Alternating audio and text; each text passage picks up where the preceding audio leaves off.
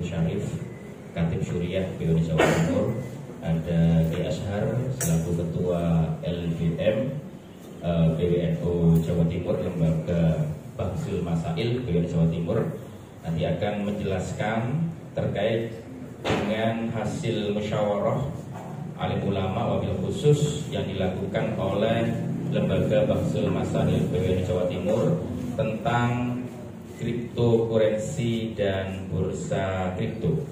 Untuk selanjutnya kami persilahkan kepada Kiai Anas menjelaskan hasil dari Bahsul Masail yang akan disampaikan oleh Sekretaris Lembaga Bahsul Masail BUN Jawa Timur. Kami mohon Kiai Anas untuk menyampaikannya. Assalamualaikum warahmatullahi wabarakatuh.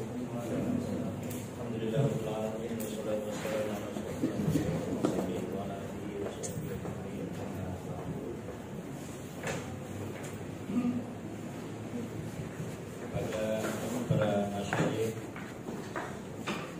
Kepada para masyayikh pengurus wilayah Nahdlatul Ulama Jawa Timur, kepada rekan-rekan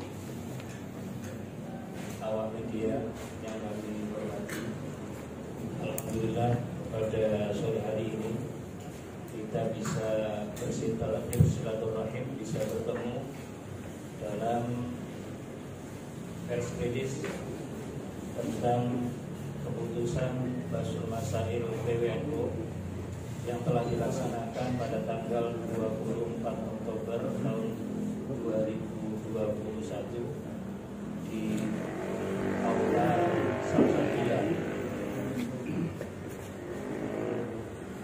kantor PWNU Jawa Timur. Bahsul Masail tersebut diikuti oleh sekitar 100 peserta Bahsul Masail yang meliputi perwakilan-perwakilan daripada pengurus cabang Nahdlatul Ulama se-Jawa Timur. Kemudian diikuti oleh 6 pondok pesantren, diantaranya Pondok Pesantren Lirboyo, Ploso, Besuk, Nurul Jadid, Salafiyah Syafi'iyah, dan Pondok Pesantren Sitogiri. Adapun materi yang dibahas di dalam Bahsul Masail tersebut adalah mengenai kriptokurensi di dalam pandangan fikih. Adapun pertanyaan yang dibahas di dalam Bahsul Masail tersebut, yang pertama adalah apakah yang dimaksud dengan komoditi di dalam pandangan fikih. Kemudian yang kedua adalah apakah Bitcoin, Ethereum, Polkadot, dan Tether bisa dianggap sebagai komoditi. Yang ketiga, bagaimana bila pemerintah menyatakan bahwa keempat aset kripto tersebut dipandang sebagai komoditi. Dari Bahsul Masail tersebut diputuskan bahwa kriptokurensi ini tidak memenuhi persyaratan sil'ah,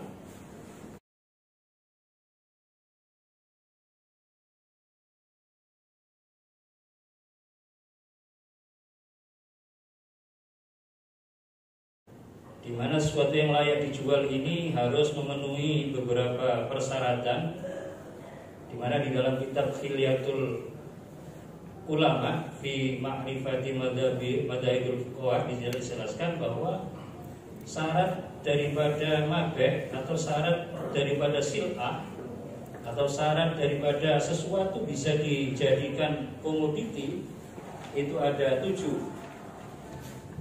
Yang pertama adalah barang tersebut harus suci. Yang kedua adalah bisa dimanfaatkan oleh pembeli secara syarat dengan pemanfaatan yang sebanding atau sejalan dengan status hartawinya secara adat. Kemudian syarat yang ketiga adalah bisa diserah terimakan secara hissi, yakni maqduran alat taslim, secara hissan, secara indrawi bisa diserah terimakan.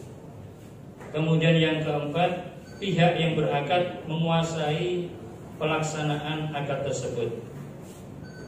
Yang kelima, mengetahui baik secara fisik dengan jalan melihat atau secara karakteristik dari barang tersebut. Kemudian yang keenam adalah selamat dari akad riba. Kemudian yang ketujuh adalah aman dari kerusakan sampai barang tersebut sampai di tangan pembelinya. Dari persyaratan tersebut dapat ditarik sebuah kesimpulan bahwa jual beli dengan menggunakan cryptocurrency ini tidak diperkenankan karena secara fisik cryptocurrency ini tidak ada. Jadi sekali lagi bahwa cryptocurrency tidak memenuhi kategori sil'ah, yakni tidak ada fisiknya, sehingga Forum Basul Masail PWNU tersebut memberikan hukum tidak diperkenankan. Demikian yang bisa kami sampaikan. Oh ya, ini ada tambahan rekomendasi. Rekomendasi yang pertama adalah umat Islam khususnya warga Nahdliyin di dalam bermuamalah hendaknya berhati-hati dan senantiasa bertujuan mencari yang halal dengan cara yang halal. Yang kedua, hendaknya pemerintah tidak membuat aturan-aturan yang melanggar norma-norma agama. Dalam hal telah terbit aturan yang ternyata berdampak negatif, pemerintah seharusnya tidak segan-segan untuk merevisi bahkan mencabutnya.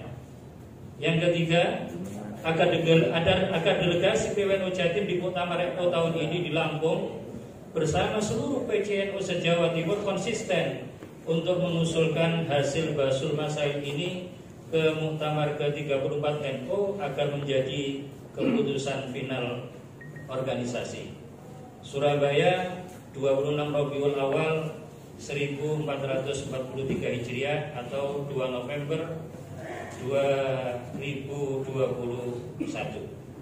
Tertanda Kiai Haji Anwar Mansur, di atas Kiai Haji Safuddin, Kiai Haji Marzuki Mustamar, Profesor Ahmad Muzaki MHQ.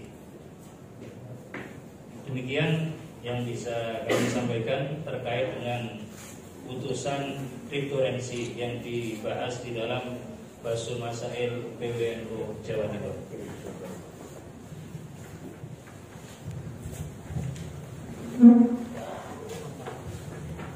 Baik, demikian penjelasan dari hasil kajian dari Lembaga Basul Masail PWNU Jawa Timur.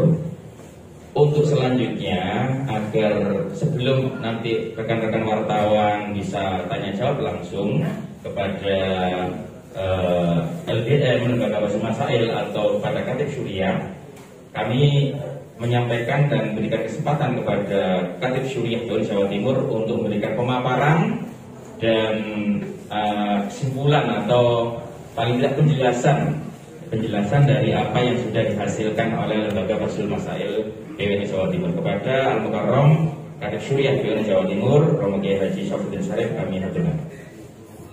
Assalamualaikum warahmatullahi wabarakatuh.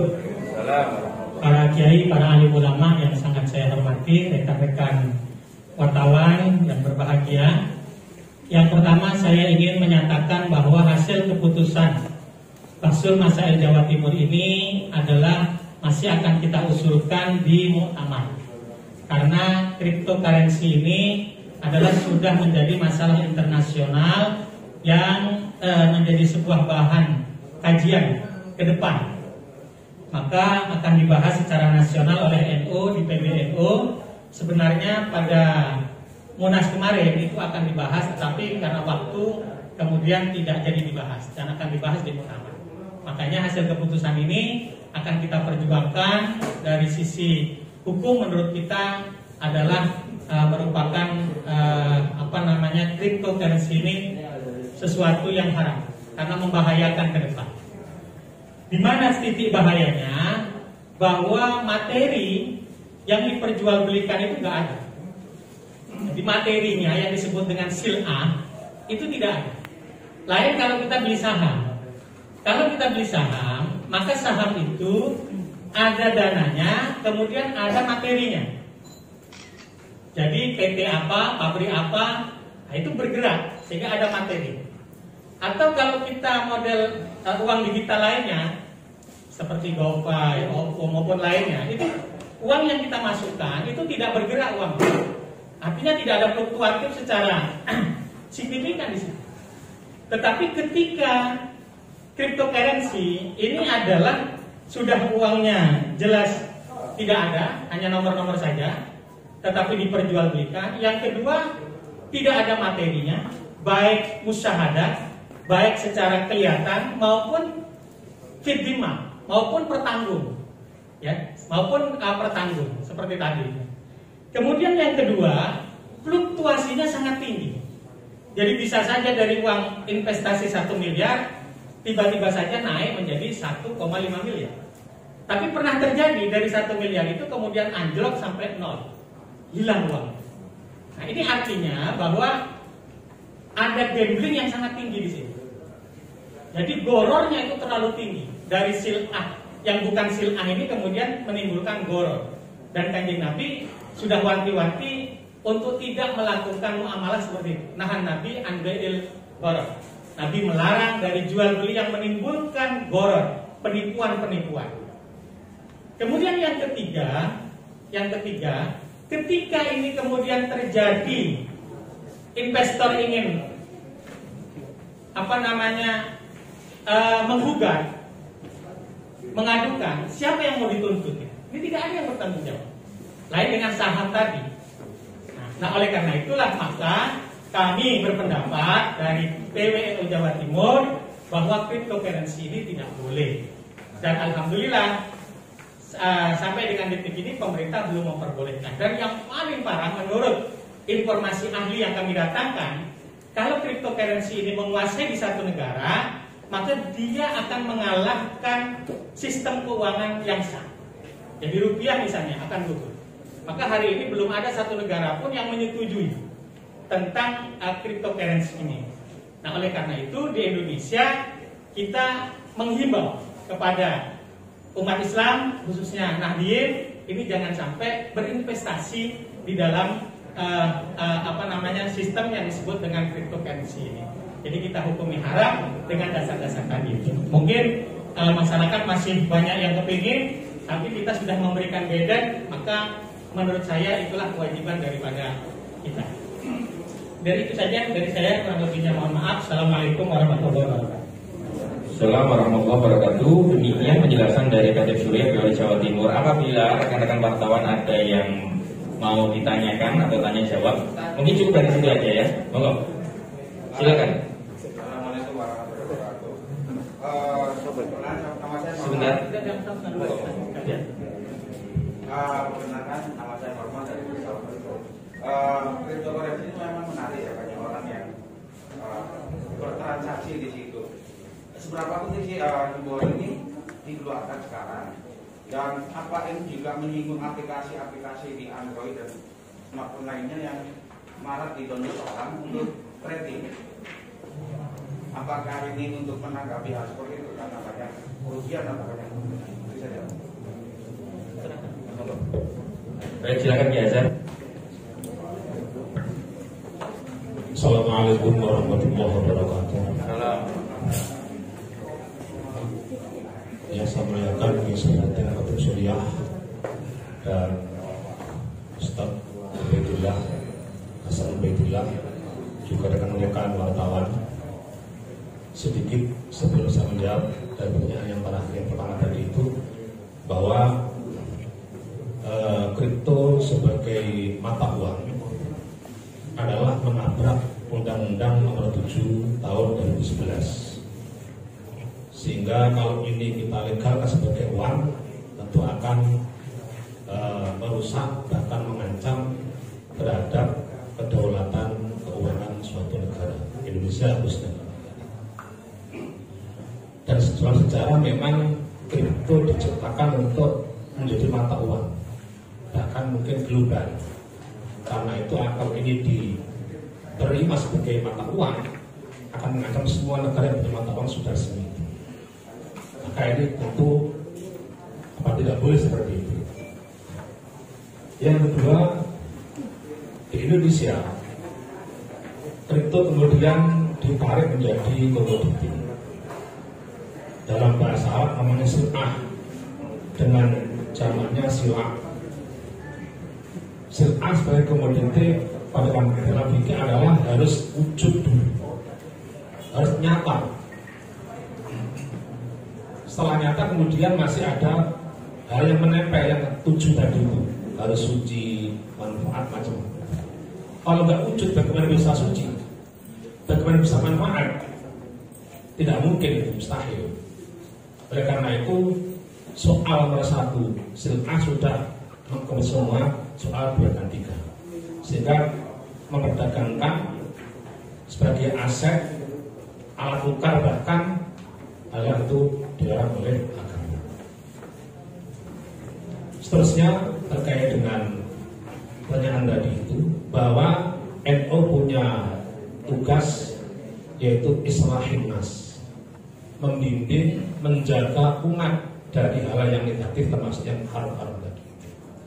Di samping ini memang agenda muktamar dan termasuk bagian dari yang diundang insya Allah seperti itu, nanti kita wajib mempersiapkan diri, sekaligus kita apa? Membimbing, menjaga supaya tidak terbawa oleh arus yang negatif. Ini tidak ada tendensi apa-apa.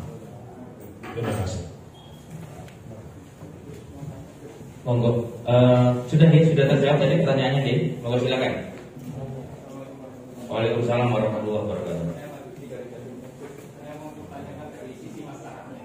Bagaimana jika ada seseorang yang sudah berinvestasi dengan nilai terlalu besar?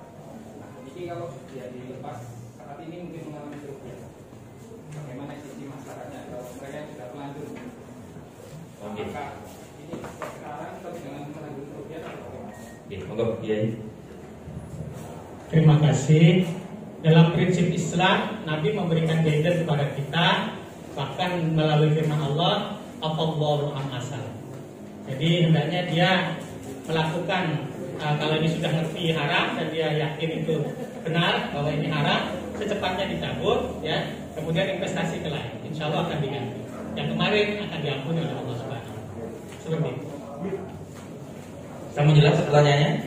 Jadi sudah jelas ya bahwa kalau memang sudah terlanjur ya sudah dicabut aja investasinya, walaupun rugi besar gitu ya. Walaupun rugi besar daripada terus haram. Baik, mau lagi ada yang lain mungkin yang bertanya? Cekap ya, silakan. Buat tambahan aja, kalau trading gimana? Soalnya kan itu ada saham, ada apa? Relatif yang tinggi. Gimana? Trading. Kalau untuk trading gimana? Kira-kira gimana? Oh, trading itu kan perdagangan trading kan? Tapi ada fluktuasi yang tinggi. Dengan fluktuasi tadi bukan cryptocurrency ini kan? Bukan. Monggo ya, silakan. Terima kasih. Jadi trading, perdagangan dalam Islam harus punya objek yang nyata. Itu trading. Ya. Apapun apa objeknya nyata dan memenuhi syarat wujud dari itu, maka belum menjadi sebuah objek trading. Nah, oleh karena itu trading untuk objek-objek yang nyata memang seperti saham, dari katakan saham, ada objek yang digunakan itu, ada perusahaan yang nyata, real, bukan fiktif, tapi sah. Boleh. Trading itu adalah secara fisik real adalah tidak ada, tidak wujud, sehingga untuk dikatakan dia adalah barang yang suci atau yang manfaat atau yang bisa digunakan, itu tidak mungkin. Karena suci itu adalah nempel pada benda lain. Ibarat api itu adalah hitam atau biru lah. Biru itu tidak mungkin bisa dari api ini. Saya beli biru saja, tidak mungkin. Saya beli api warna biru, baju warna merah, saya beli merah saja, tidak mungkin. Karena itu disimpan. Barang itu apa? Sila itu apa? Ini yang menjadi haram, yang ada silanya, tidak ada komoditasnya itu. Secara pikir seperti itu. Kamu jelas? Baik. Monggo. Ini kan hasil dari fatwa, ini kan hanya kan Utama. baru usul. Bagaimana seandainya di muktamar ini kemarin kan fatwa ini ditolak masih muktamar, apakah PWN Jatim ini akan tetap komitmen dengan fatwa yang dihasilkan atau mungkin dari hasil muktamar dilakukan nanti? Kapten Surya. Tentu secara organisasi setelah terjadi perdebatan nantinya di sana kita akan mengambil keputusan, yaitu keputusan yang diputuskan oleh PBNU karena itu seluruh Indonesia itu yang akan kita jadikan pedoman seperti itu. Tapi insya Allah di sana akan terjadi tarik ulur. Bagaimana argumentasinya? Panjenengan kalau melihat hasil daripada Basul Masail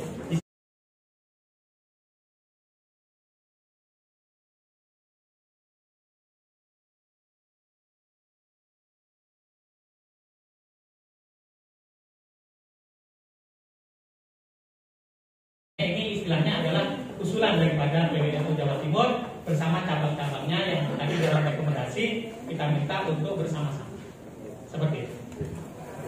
Jadi forum pengambil keputusan tertinggi yang ada di Nahdlatul Ulama itu adalah muktamar. Jadi dalam muktamar itu nanti ada forum yang membahas secara khusus terkait dengan cryptocurrency ini di forum muktamar nanti. Dan keputusan muktamar itulah yang nanti kita akan jadikan pedoman bagi seluruh warga Nahdlatul Ulama, khususnya warga Indonesia pada umumnya. Moga ada yang lain mungkin? Cukup ya? Baik, terima kasih matur suwun rekan-rekan wartawan sekalian, dan dari saya akhiri aku qouli hadza wa qul Wassalamualaikum warahmatullahi wabarakatuh.